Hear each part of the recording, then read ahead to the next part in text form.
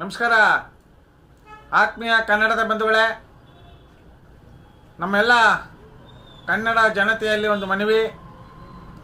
ನಾಳೆ 25ನೇ ತಾರೀಕು ಬುಧವಾರ ಮಾನ್ಯ ಜಿಲ್ಲಾಧಿಕಾರಿಗಳ ಕಚೇರಿ ಮುಂದೆ ರೈತ ಪರ ಸಂಘಟನೆಗಳು, ಕನ್ನಡ ಪರ ಸಂಘಟನೆಗಳು, ದಲಿತ ಪರ ಸಂಘಟನೆಗಳು ಒಗ್ಗೂಡಿ ಬೃಹತ್ ಹೋರಾಟವನ್ನು ಹಮ್ಮಿಕೊಳ್ಳಲಾಗಿದೆ.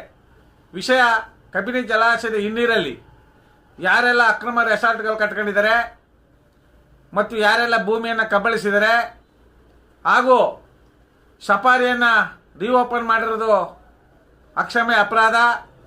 ನಮ್ಮ ಹೋರಾಟಕ್ಕೆ ಮಣಿದು ಅರಣ್ಯ ಸಚಿವರಾದಂಥ ಈಶ್ವರ್ ಖಂಡ್ರೆ ಅವರು ಸಫಾರಿಯನ್ನು ತಾತ್ಕಾಲಿಕವಾಗಿ ತಡೆ ಹಿಡಿದಿದ್ರು. ಆ ಸಂದರ್ಭದಲ್ಲಿ 2-3 ತಿಂಗಳ ಕಾಲ ಯಾವುದೇ ಒಂದು ಪ್ರಾಣಹಾನಿ ಆಗಿರಲಿಲ್ಲ. ಯಾವ ಪ್ರಾಣಿಗಳು ಸಹ ನಾಡಿಗೆ ಬಂದು ತೊಂದರೆ ಕೊಟ್ಟಿರಲಿಲ್ಲ. ರೈತರು ನೆಮ್ಮದಿಯಿಂದ ದುಡಿಮೆಯನ್ನು ಮಾಡಿಕೊಂಡು, ಉಳುಮೆಯನ್ನು ಮಾಡಿಕೊಂಡು ಅವರವರ ವೃತ್ತಿಯಲ್ಲಿ ನೆಮ್ಮದಿಯಾಗಿ ತೊಡಗಿಸ್ಕೊಂಡಿದ್ರು. ಈಗ ಮತ್ತೆ ಸಫಾರಿಯನ್ನು ಬಿಡುಗಡೆಗೊಳಿಸಿರತಕ್ಕಂಥದ್ದು, ಮತ್ತೆ ಕೆರೆ ಕಟ್ಟೆಗಳಿಗೆ ನೀರು ತುಂಬಿಸ್ಬೇಕು ಅನ್ನೋ ಒಂದು ಮುಖ್ಯ ವಿಷಯಗಳನ್ನ ಇಟ್ಕೊಂಡು ನಾಳೆ ಹೋರಾಟಕ್ಕೆ ನಾವು ಕರೆ ಕೊಟ್ಟಿದ್ದೇವೆ.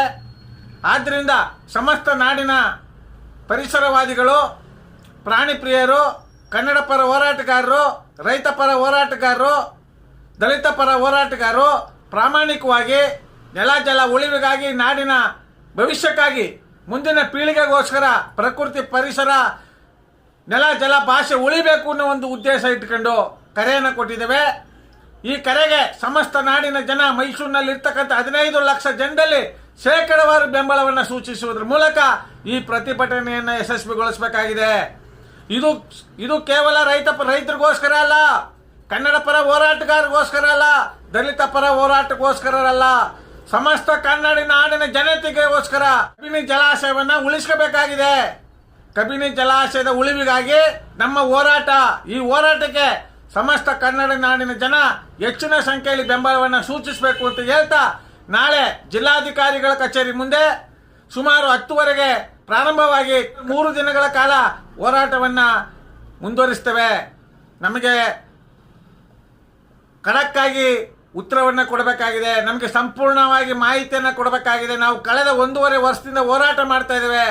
ಜಿಲ್ಲಾಧಿಕಾರಿಗಳಿಗೆ ಮನವಿ ಕೊಟ್ಟಿದ್ದೇವೆ, ಪ್ರಾದೇಶಿಕ ಆಯುಕ್ತರಿಗೆ ಮನವಿ ಕೊಟ್ಟಿದ್ದೇವೆ, ಕಾಡಾ ಕಚೇರಿಗೆ ಮುಖ್ಯ ಇಂಜಿನಿಯರ್ ಅವರಿಗೆ ಮನವಿ ಕೊಟ್ಟಿದ್ದೇವೆ, HD ಕೋಟೆ ತಹಸೀಲ್ದಾರ್ ಅವ್ರಿಗೆ ಮನವಿ ಕೊಟ್ಟಿದ್ದೇವೆ, AAA ಅವ್ರಿಗೆ ಕೊಟ್ಟಿದ್ದೇವೆ, AE ಅವ್ರಿಗೆ ಕೊಟ್ಟಿದ್ದೇವೆ, ಎಲ್ಲರಿಗೂ ಕೊಟ್ಟಿದ್ದೇವೆ. ಈ ಮಾಹಿತಿಗಳು ನಾವು ಕೊಟ್ಟಂತ ಮನವಿಗಳಿಗೆ ಏನೆಲ್ಲ ಸ್ಪಂದಿಸಿದಿರಿ, ಯಾವ ರೀತಿ ಹೆಜ್ಜೆ ಇಟ್ಟಿದ್ದೀರಿ, ಯಾವ ರೀತಿ ಕಾನೂನು ಕ್ರಮ ಕೈಗೊಂಡಿದ್ದೀರಿ, ಈ ಉದ್ದೇಶವಾಗಿ.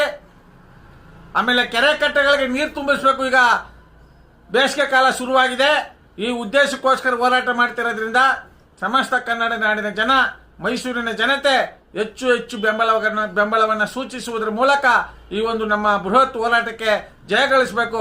ನಮ್ಮ ಈ ಬೃಹತ್ ಹೋರಾಟವನ್ನು ಯಶಸ್ವಿಗೊಳಿಸಬೇಕು ಅಂತ ನಮ್ಮ ಮೈಸೂರು ಉದಯವಂತ ಕನ್ನಡಿಗರ ಬಳಗದಿಂದ ಮೈಸೂರಿನ ಜನತೆಯಲ್ಲಿ, ಸಮಸ್ತ ಕನ್ನಡ ನಾಡಿನ ಜನತೆಯಲ್ಲಿ ಮನವಿ ಮಾಡ್ತಾ ನನ್ನ ಮಾತನ್ನ ಸಮರ್ಪಿಸ್ತಾ ಇದ್ದೀನಿ. ಜೈ ಕನ್ನಡಾಂಬೆ, ಜೈ ಕನ್ನಡ ನಾಡು.